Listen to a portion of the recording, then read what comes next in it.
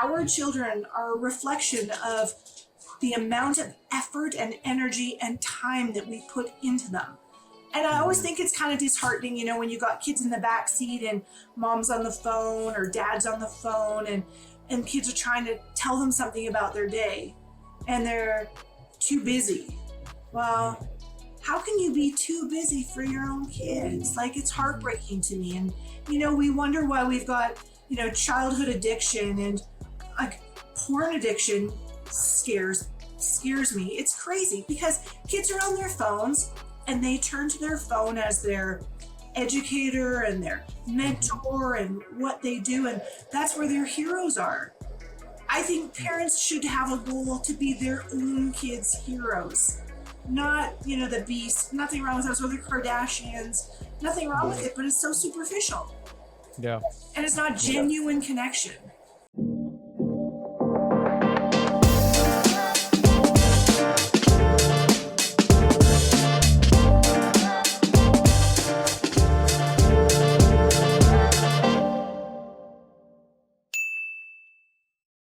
Welcome back to another episode here on the Hart Hustle podcast. I'm Ephraim, and we want to talk about if you could actually raise stronger. What if you could raise stronger, kinder, more emotionally grounded adults by simply showing up for our kids earlier and better? Today's guest has made that her life's mission. Welcome to the Hart Hustle podcast. I'm your host, Ephraim, and I'm chopping it up with Korrie, CEO of Kids Churchill Park, a woman who doesn't just talk about childcare. She's actually out here raising whole humans. So really want to talk in and get straight to the first question. When I spoke to you, you called your childhood a Disney childhood. Can you kind of paint that picture for us? What made it feel like magic growing up? Because not everyone has that life. Not everyone gets to see that. That's true. I'm glad that you said Disney as in like the good Disney, because there are Disneys where it's like the evil stepmom, and I don't love those Disneys. But right. Mine was two-parent home. My mom stayed at home. I think my brother and I have an older brother, 4 years older than I am. And it was just our parents were kind. Our parents were there. Our parents showed us what love was. I always remember our parents being super fair. And our parents never thought that, they were the bosses and that it was their way or no way. And obviously, when kids are young, there's discipline, there's rules, there's structure. But we just felt like we were so loved. And so all of the Disney stories that end as the happily ever after, that's what I feel that my childhood was. And we were very fortunate. I had a mom that stayed at home with us. And I think there's a lot of benefit to moms and dads being present and being there for their kids. And, it's not always possible in today's world. I think we live in a world where you need two incomes, or you may need two incomes. Otherwise you're sacrificing but if people still, at the end of the day, you have dinner together, the impact on children is huge. Mm-hmm. Yeah. Really huge. You say that because growing up, I didn't have dinner. Like we ate dinner, but not everyone around the table. Like my mom was in the living room watching her show. Me and my sister probably were the only two at the table. But we had, brothers and sisters that just either were working or in their own rooms. Now as a parent, we usually eat dinner all together. When it's time for dinner, I'm sitting next to my daughter, my son's sitting in his high chair, so it does truly make a difference. And your mom, she just sounds like a legend. We were able to get so much out of what your mom truly was. I mean, discipline, love, creativity. You said she wasn't just a stay-at-home mom that just, did the basics. No, your mom was what? Yeah, I see the face, Korrie. What basic? No, never. You're talking about coming home to cookies and desserts. But what was it about her leadership that really stuck with you the most? I mean, I can only imagine you took so much out of growing up around something like this. Great leader, by the way. Thanks.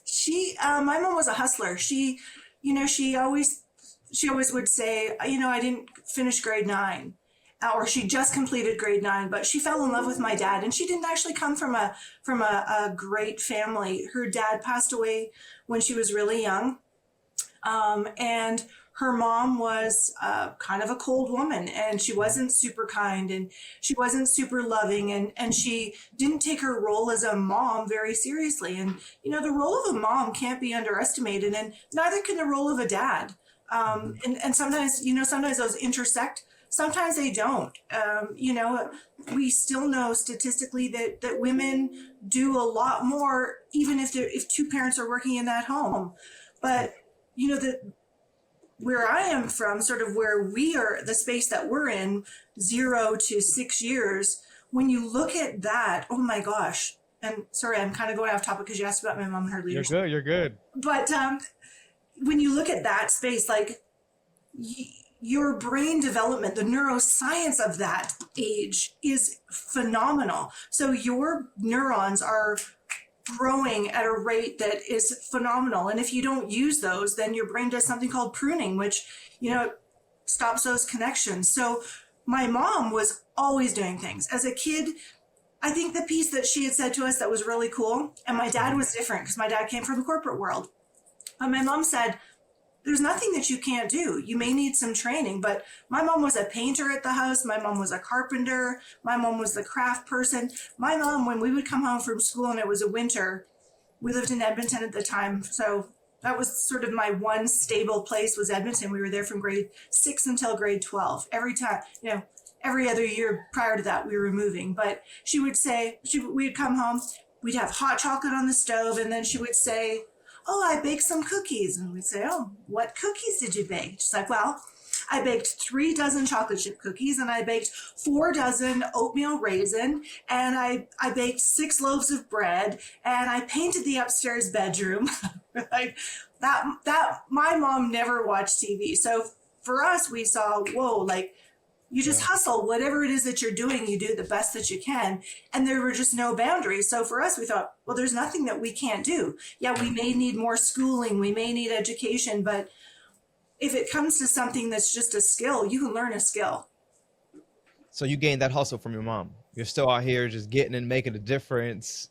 Sleepless nights. You know what? No, sleepless nights are bad. I get a lot of sleep. And sleep good. is important. And sleep is important. Is it now that you get a lot of sleep, or was it always like that? Or was there times that you had those sleepless nights? Nope. You know what? I always got good sleep.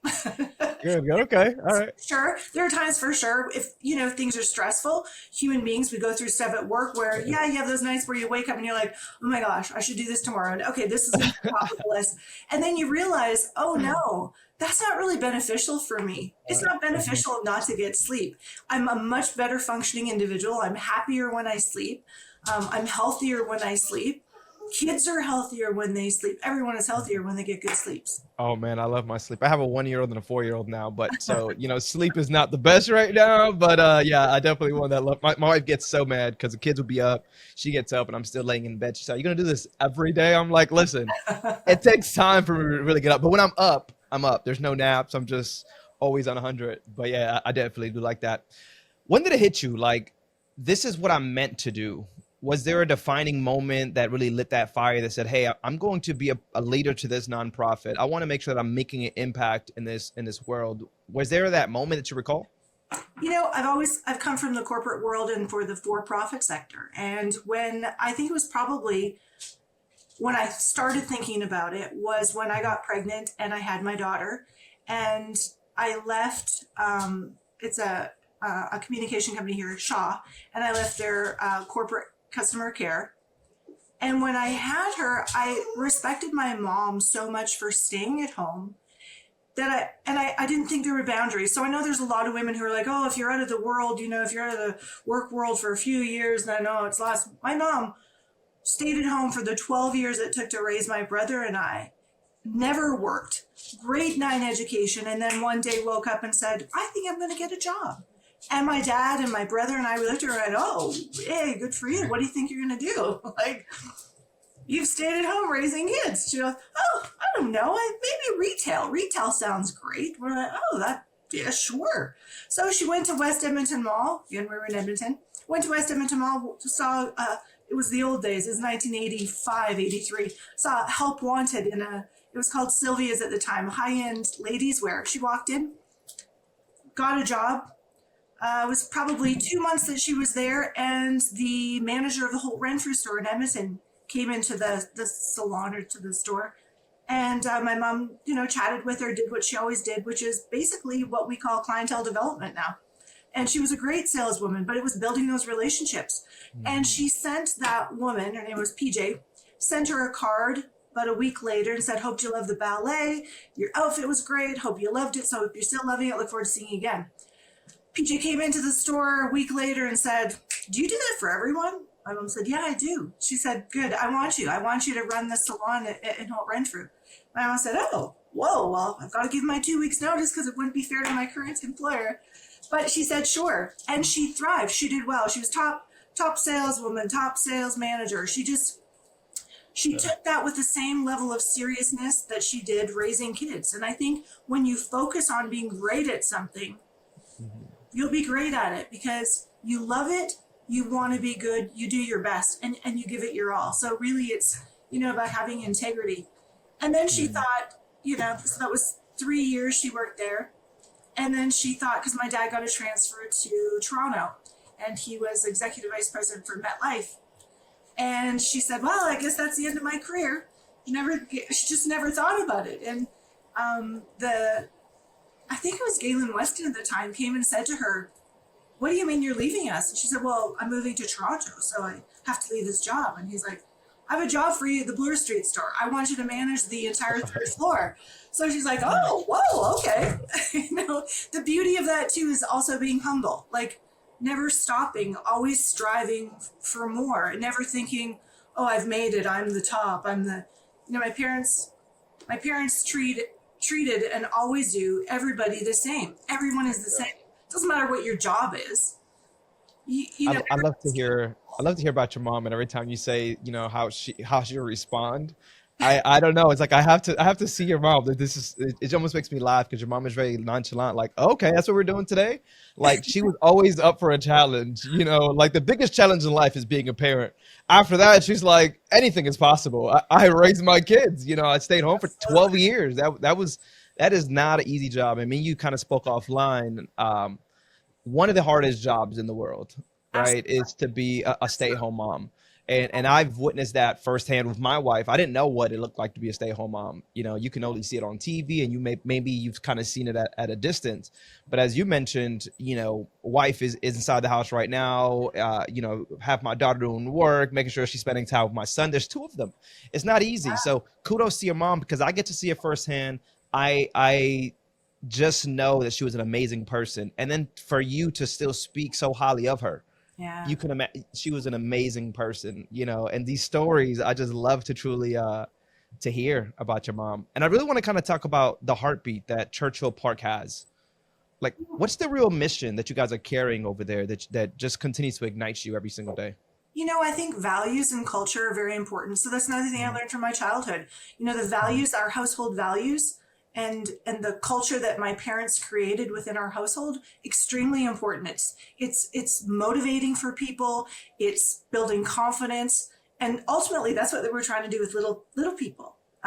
Kids, it's really important for them to be their own person, to explore things. So, at Kids at Churchill Park, one of the things we look at that's really important first. So we created our mission, we created our vision and our values. And because we're not for profit, it means that we put all of the resources back into our childcare centers and into our facilities.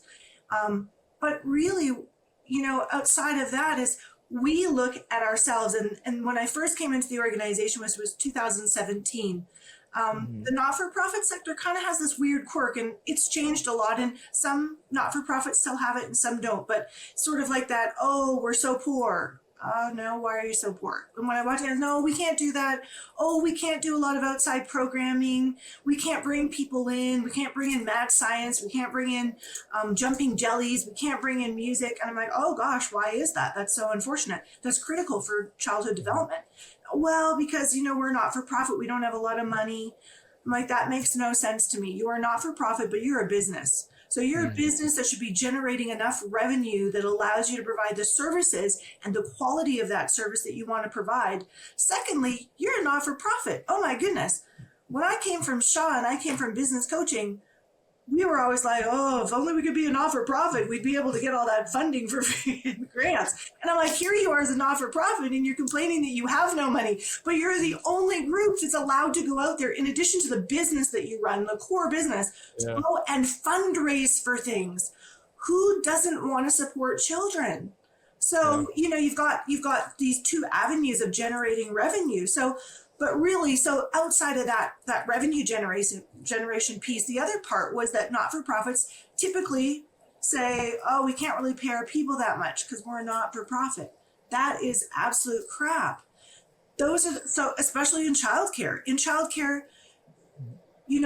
as a leadership team, and this is very humbling for a leadership team, but I felt it was kind of necessary when I came in, because a lot of people go through the ranks of, you start as an educator and then you work up to a program coordinator, then you're a program director, then you might work in the main office team. And there was a little bit of, castle mentality around the main office team. I'm like, oh, hold up.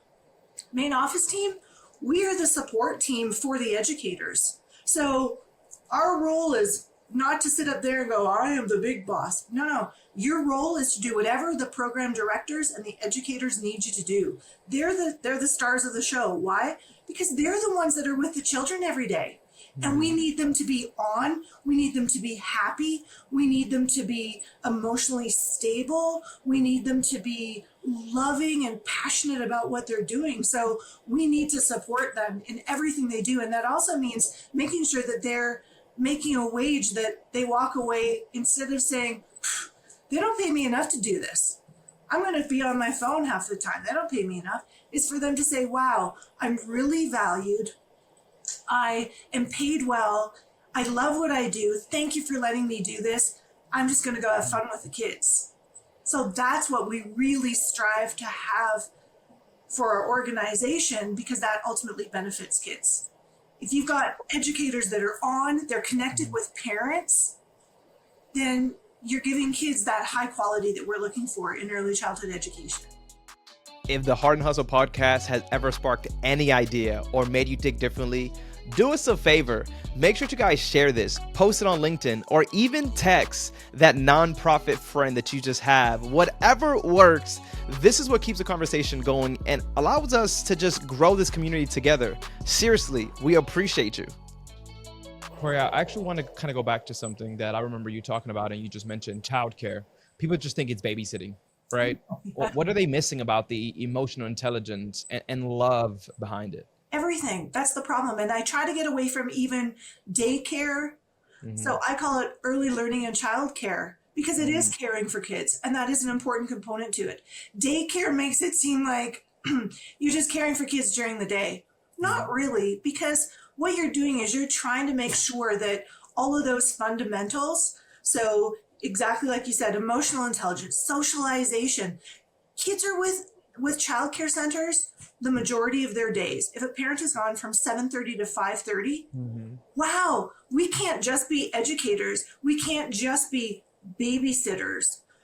We have to be educators. We have to be an extended family member, because we need to care about those kids and love those kids just like their parents do. And we've made a commitment to families and to those children to give them the best days possible. So gross motor, fine motor skills, creativity. So that also means that we've got to expose kids during the day to as many things as possible and as many experiences. But the most important being, if you don't think I care about you, how are you going to thrive in that environment? So care and love, most important, number one. I remember also you talking about having a focus on supplementing family bonds, not really replacing them. Yeah, exactly. What's the balance between the caregiver and parent, and how do you actually honor both? Great question. So parents still are the number one, the number one people in children's lives. That's one, parents. And we don't want to replace parents, and we shouldn't want to replace parents. And, even though I'm in childcare, sometimes when I look at things, I think, oh gosh, nothing replaces the love from parents. So what we want to make sure that we always do is that we've got a lot of communication between families all the time. So at drop-off time, you're an educator, talk to the family. You know, give a key signal like a thumbs up so there's a good day. If not, write a quick, you know, communication in our Hi Mama app. Or if you can talk to the educators, she didn't get a lot of sleep today, you know, be kind, or ooh, be sweet to her today, or extra sweet, she had a rough night. She's potty training. And that communication, you know, even especially when they're really young. So infants, we really try to maintain whichever educators they've got a bond with. That is critical to maintain those. So if children sometimes move up and there's sometimes, you know, a lot of movement, that's why it's also really important, especially in the infant stage, is for children to have that same educator or educators, the group of educators, and bond with them. But, you know, parents, we just try to make sure that we're always communicating with parents and also educating parents. So we have lunch and learns for parents. We have a newsletter where we're sending parents, you know, information on, you know, potty training. It's a tough time. Teething, it's a tough time. You know, some of those behavioral challenges where it's like, oh, so we try to really also educate parents because, as you know, there is no handbook for parenting. You just kind of, Not at all. you know, as you go, it's sort of like, oh, they're crying, you know. And I just saw this really neat thing. I was telling some of our educators about it, that this woman, she's a doctor, and she studied infants all of her life, and 6 different sounds with infants of what those sounds mean across all cultures. And it's super fascinating. So if you're a mom, you know that you're trying either baby's hungry, baby needs to be changed, baby's tired, baby's got gas. But imagine if you had those sounds and you knew what those sounds were and you instantly responded. Very cool. Cool stuff. There's so much cool stuff going on with early childhood education. I love it. I remember when we also spoke the first time, you mentioned that 2-parent homes aren't always what's best if love isn't there. And I'm pretty sure that we both seen that at some capacity. Yeah. And I think it's truly, you know, like real talk. Can you kind of break that down? What does that actually look like for people that may be in a situation? Yeah, so this is just, you know, personal experiences and sort of what I've seen. So by no means is it scientific data. But I've seen a lot of families where there's a mom fully engaged and she's a single mom. And she came from a relationship that, you know, wasn't the best, because we know, as you know, when people are on the brink of getting divorced or deciding do they get divorced, you know, there's not a lot of respect in that household. There's not necessarily a lot of love. So children see everything. Children feel everything. You know, if we think that, and we talk about as adults how, ooh, you know, 80% isn't what you say, it's but the way you say it, your body language, your tone of voice, if you're looking at me or you're not. And, you know, a lot of studies on families and connection showed to adults, to people in a relationship that make a lot of eye contact, that relationship is bound to last longer than one where there's very little contact. So for children, they pick up on it, they know. So it's not, I think it's sometimes a bit of a weakness when, you know, either a husband or a wife will say, well, we're staying together for the sake of the kids. We do our own things. Well, what are you showing kids then about a loving relationship? That's not a loving relationship. That's 2 people who are buddies, and maybe who aren't even buddies. At that point, you may not even really like each other. You're making it work because financially it's not beneficial to you, or you're afraid to go out on your own, and I'm not saying that about all families, and hey, to each their own. I just don't think that's the best thing for kids. I don't think kids being raised in a family where they see parents being sort of ambivalent towards each other and or doing their own thing and or very selfish. Is that what you want kids to see? Or do you want kids to see where parents love each other and they come home and they, you know, my dad came home every night and gave my mom a kiss and said, you know, thanks for all you've done for our kids and our family today. Every single night, my dad did that. Every single night, my mom walked to the door to greet him, to welcome him home, to say, thanks for what you did at work. Did you have a good day at work? Was it a tough day at work? So that, we saw that every day. We saw that they respected each other. Did they argue? Well, of course they argued. Did they yell and scream? No.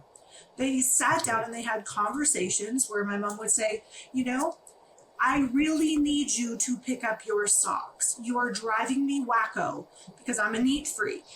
And my dad would go, babe, I'm sorry. I know, I just forget. I get busy. Um, so, and it extended to the way they treated us. They never yelled and screamed at us. I tended to be a crier when I did anything wrong because I felt badly for disappointing my parents because I knew what was right and what was wrong. But my parents would sit down and say, hey, you know what? That's not very cool. Don't do that again. I love your mom. I love your mom. Every time you tell me these things, I just think it's amazing. We both have these I would say mindsets on as well on what it looks like to be a present parent, right? Especially in today's world of distractions and hustles. Can you kind of give us your take on what that actually entails on being that present parent in today's society? Yeah, I can tell you one thing that it doesn't entail. It doesn't entail you being on your phone. So if you can, I mean, I know it's almost an addiction, phones in today's world, Hmm. but we're teaching young people, and it's bad for a number of reasons. It's bad for your attention span. It's bad for um, EMF exposure. I don't know you know, I happen to think EMF exposure is bad for kids. Blue light exposure and lack of sleep. All those things are not beneficial to children. But being present doesn't always mean that you're speaking. I was bad for that because I'm a talker. So kids would say, oh, this happened. I'm like, oh my gosh, how dare she say this to you? Okay, what you need to do is that. But really what being present for kids means is just being quiet sometimes and just being there. As a CEO of an organization, I made a commitment to my kids that I would always drive them to school and I would always pick them up. Now it means that I work earlier. I start my day at 5:30. It means that I end my day later. Sometimes I end my day at 8:30. But right now it's been beneficial because my kids are in high school and they're finishing grade 12. And so when they're studying, we're right beside each other. I'm doing work, they're studying. Um, but being present means that like you've just given time. And it may not be someone's love language, spending time with someone, but maybe it's gifts, but gift giving isn't going to mean anything if you don't have a connection first. Hmm. So building connections with kids, and I used to say this to my husband, because again, my parents set this example. They did go out with their friends, they had people over, but it was sort of like family events that they would do. And every Friday and Saturday, like when my husband and I were first together, we're a blended family. So we got together when our girls were 3 years old and our son was 3, he was 7. And my husband would go, oh, let's go watch Supercross let's go watch the UFC fights with my buddies. And I said, oh, well, no, like one night a week we're spending with our kids. This is family night. We're going to go take the kids. And we genuinely did family things. I said to my husband, if you don't do things with your kids when they're young and you're not there for them when they're young, you've missed the time frame, but it's so short. You're not going to have a great family life. You're not going to have kids that come home and bring their kids home to you. It's going to be an obligation. It's not that they want to spend time with you. So I wanted our kids to spend time with them because I genuinely wanted to spend time with them when they were young. I want them to spend time with us when they're older. So we did kid stuff. Like I'm also not a drinker. So that part for me, like going out drinking and socializing, I don't know. There's nothing in it for me. And my mom, this like another example for my mom. She was a non-drinker. My dad, he drank red wine and he'd have a port or Courvoisier or something after dinner sometimes, but not to excess. So I have nothing against drinking. But my mom was like, those people, like when I'd go out to a dinner party and they'd say, Jan, have a drink.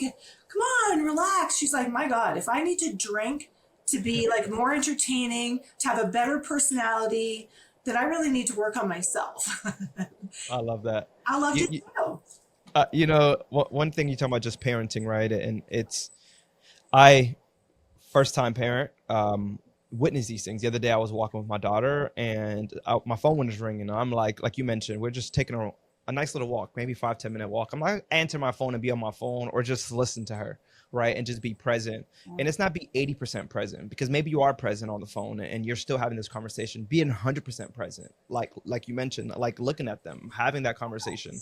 There's so many skills that are being taught at that age, and I love how you just kind of broke it down, because I've seen also people that parent and just feel that I'm a financial parent, like I'm providing for my parent, you know. And it's like, I mean, not for my parent, for my child. And it's like, I mean, yes, but as you mentioned, what does that relationship look like after? They're only coming to you when they need something, maybe when they, you know, when they're out of money. But when do they come to you when they need something, or they really need a deep conversation? And for me, it's like, I always told my wife, I want to make sure that our kids feel very comfortable for anything to come and speak to us. But that doesn't happen if you're not building this, like you mentioned, at a very early age. They grow out and realize, well, this is the relationship that me and mom had. And to me, believe it or not, I still feel that this is the relationship that me and mom had when I was growing up. So it's very normal that I speak to her once a month. Yes. I got people that say I speak to my mom once a week. I mean, every day, you know. And it was an issue. I remember with my wife, when we got married, I had to ask her, did you marry your mom?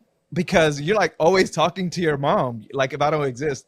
But realizing I would want my daughter to have that relationship, that she's talking to mom and she feels very comfortable, and that, you know, that all starts with how you raise and how we support our children and how present we are. So I love that you actually bring that in, and it's, people should really kind of be not just on that sense of what it is looks like to parent presently, but also what it looks like to have two people actually working and showing love and caring, and not just there, as you mentioned, for the sakes of the kids. Because now you're showing kids the wrong, also visual, right? Exactly. It's a repeated cycle, per se. It's a repeated cycle, and we're not doing our kids any favors, for sure.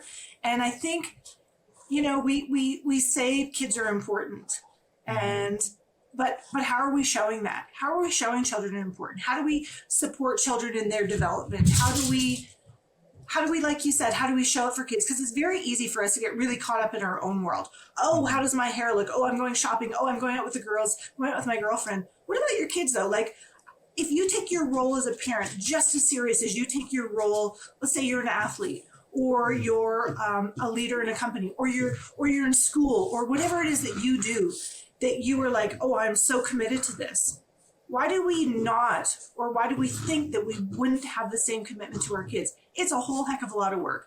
My mom said she had 2 kids because she knows, or she knew her energy level. So she said, oh, sure, I could have had 4 kids because I've got a lot of energy. And she's one woman that does. But she said, but I don't have the time to devote that it requires, that raising children requires, if I want to do it right.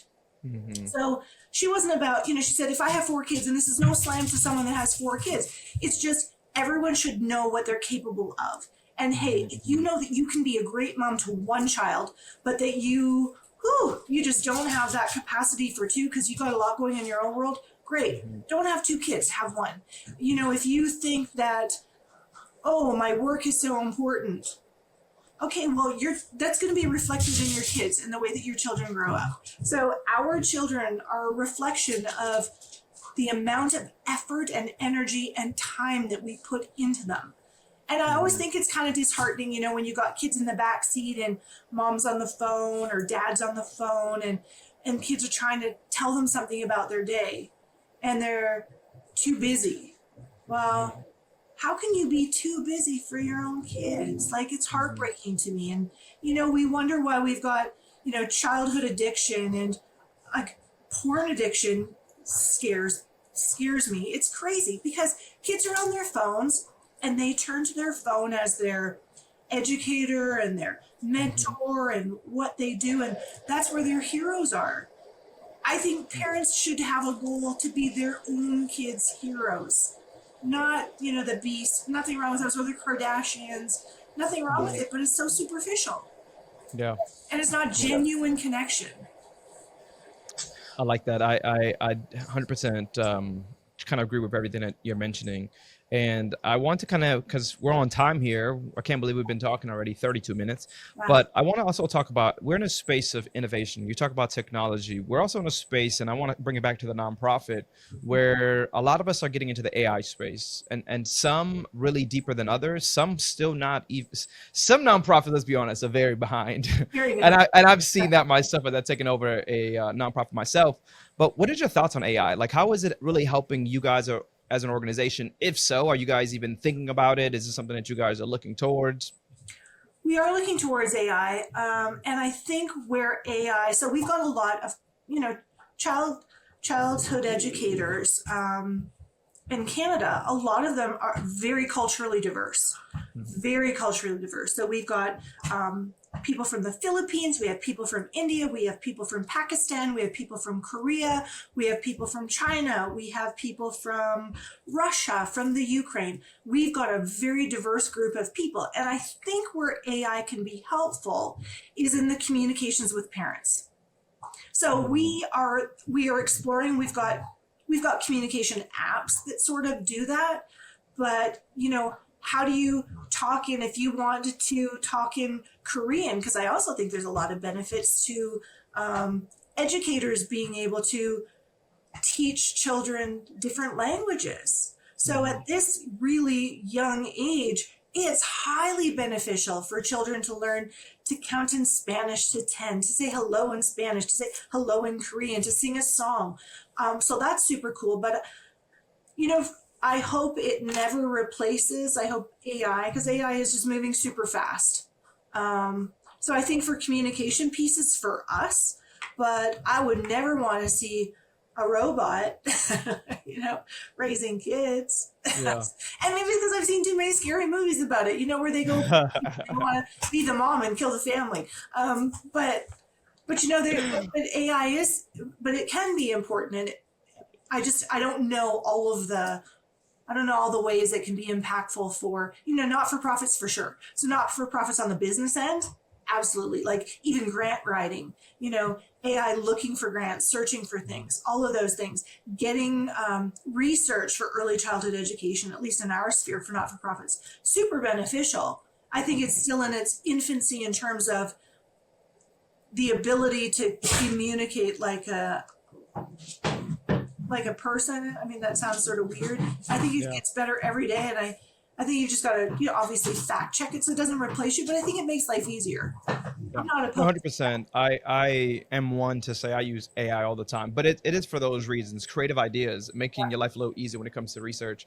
What it will take me to go and Google and look at this place and look at this place, trying to find that one answer. I can just chat GPT and it will kind of give me something within seconds. Or when you're stuck and you're like, how do I get really creative, especially for fundraising in the nonprofit space. 100%. I actually just heard one, he said he was doing Rocky Horror films out of the park with the families, and I want to say it was like a live thing that they were doing, and he's like, they're going to make $100,000 off of this, and I'm like, wow, thinking outside the box. And sometimes we're going to the same old basic galas and the dinners and the silent auctions, but you have something that to me is a tool in your toolbox, right? Like you mentioned, I don't want it to replace someone. I want it to help someone become better at what they actually do. And I think what's kind of scary is that people are not adapting to it because there is a sense of fear. But I've seen AI, play very strong parts in helping even nonprofits when it comes to communication, 100%. getting, because in reality, when you're a nonprofit, your goal is that you got to keep that communication flowing at all times, with these organizations. How does that look like? So I think there's definitely some opportunities there. As you mentioned, it is growing fast, and I can't wait. I'm almost kind of, as you mentioned, a little nervous of the things I hear. Now I'm going to Wendy's and there's an AI taking my order. That's pretty crazy. You ask me. One day I'm just going to pull up. They're going to do a face recognition and know it's me and pull up my order that way. So that's a little scary, but it's also cool. And just to see how, if you're a business owner, if you're in the nonprofit space, CEOs, that it really does help us become more more efficient, and More and like you efficient. said, creativity. And I love that it gives you time back. So instead of Time. reporting, like if I'm doing reporting for the board, I know Hmm. exactly what's going to go in that report. But if I use Copilot, great. I love some of those integrations that I've seen for like social Yeah. media posts, like our Facebook posts, Instagram posts, getting parents involved, keeping them involved, sharing things with them. That's a Hmm. key one, right? Like all of those different integrations, and with Canva, and you're like creating like 10 posts in a matter of like a half an hour. Yeah. That Yeah. kind of stuff Yeah. is awesome. When it comes to replacing humans, that's interesting. Because I think there is absolutely potential to replace humans. Right now, I Yeah. kind of dig my heels in. So if I'm going to go to Shoppers Drug Mart, or I'm going to go to London Drugs, and there's the till, or even like my Sobeys, and there's the till without the human, and I'm like, unless you are giving me 10% off my order, there is no way I'm bringing this stuff through myself. I'm going to the human being. Because That's I'm funny. thinking businesses are making money. I know they had to purchase the machinery and stuff, but I'm like, no, if I'm going to bag this up and bring this through myself and become my own teller, I want at least 10% off my order. Yes. Otherwise, I love it. then I want you to employ that person who's doing this and may need it, may need this. Yeah. I'm the complete opposite. I don't know why, and I think it's only because I wanted to work at a grocery store when I was younger. Yeah. So I like to just scan my own things and bag it and see how fast I can get it done. That's how I look at it, right? Time. That's like I stand in line sometimes. What bothers me when you go to a place and they're so dry, Yeah. and it just irks me. I'm like, I didn't ask you to be here. You know what I mean? Like, at least, hello, how are you? So that pisses me off sometimes. I'm like, you know what? I'm gonna go bag my own groceries just because I don't have, especially if going to Walmart. Listen, nothing against Walmart, but they're usually Yeah. not the friendliest person. If I go to Publix, I don't mind. They're really, really nice at Publix. I love Publix. A really good plant question, because we talked about plants the last time, so I'm gonna throw one plant question in there. Awesome. What's one thing taking care of plants taught you about taking care of people? One interesting thing. So there's lots of things when we talk about nurturing, and for sure. But one interesting thing is I used to overwater plants. So you can overprotect children, and we still do So this with good. adults, which is you don't allow them to build resilience. And we have to have resilience to survive and to thrive. So you can care for kids and nurture them and love them 100%. But just like with people, let them make mistakes, let them fail. And that's where some of the greatest lessons and learnings come. And obviously, it's not, there's a difference between falling off the chair, because it's like, oh, be careful, falling off a chair versus falling off like I don't know, Mhm. a high slide and, potentially breaking an arm. But yeah, that would probably be my one I thing. like that. That was a good one, actually. You thought really quick on your feet. That was actually really, really good one right there. How could someone support the work that you guys are doing at Churchill Park, even if they're not local? You know what? We're now mainly government funded. So the federal government, in collaboration with our provincial government, Alberta Mhm. provincial government, has funded most of our work. And so, and we do have fundraising. But I think if someone wanted to support the work that Kids at Churchill Park does, is go and support your local Boys and Girls Club. Go support your food bank, your local food bank that says specifically that they support children. What we're trying to do at Kids at Churchill Park is to create children that are whole and happy, so that we don't Mhm. have broken adults. And a lot of that too, like even when it comes to human trafficking, and sexual abuse of children, like that is still rampant. And in our society, when we say we really want to stand up for children and they're so important, put your money where your mouth is, and look for children that, or look for organizations that support children in that way. Mhm. I love that. I love that. No, that 100% agree. Put your money where your mouth is. Yeah. Absolutely. And when you think about a parent that may be listening right now, Corey, and they just feel like they're just barely holding it together, what is your advice to that parent? You What would you say know, to them? just try to think that every single thing that you say and do to your child, Mhm. or with your child present, makes a lasting impact on that child and impacts their brain and neurological development. So when you've had too much, there's something that's really important, and women are particularly bad for it, is self-care. Self-care is not selfish. Self-care is important because it helps you be a better parent to your child. And if you're at the end of your rope, go have a bath. like provided that your child is of the age that they can take care of themselves, or be in the bathtub and get them to play with their toys with you while you like do something just to calm yourself down so that you are a better parent. Because children don't benefit when they've got parents that are screaming and yelling at them. Children don't benefit when mommy's crying or daddy's punching walls, or, you know, daddy's all upset. Or just try to live in a calm space if you can. And I know it's not always easy. And we're challenged with, you know, jobs and work and food, and financial struggles right now are crazy for people. But try to keep things simple. Like, if you're too busy, don't worry about taking your child to make sure that they're in soccer and dance and all this stuff. You know what? Sit at home with them and watch a beautiful movie and talk about the movie afterwards. Go play out in your backyard. It doesn't have to be this frantic life that we lead that's good for kids. I was in some structured sports, so was my brother, but I went with my parents on Sunday mornings and we went to antique auctions, and we had so much fun, and we met kids there and we played with them. You know, I think a lot of parents are like, oh no, and they get very focused on, okay, kids have to be in dance and they need to this, and it's very competitive, and they need to learn this, and they need to pee, and they need to potty, they need to tie their shoes. What 15-year-old do you know that doesn't know how to tie their shoes? Mm-hmm. Zero. What child do you know doesn't need to put their own coat on and tinkle on the potty? They all know how to do it, but the time frame is different. So just try to be like kind of calm down and just be there with your kids. I love this conversation, and we can continue this conversation much longer, but we have to wrap it up here, and I'm going to hit you with that blind question. Are you ready, Korrie? Sure.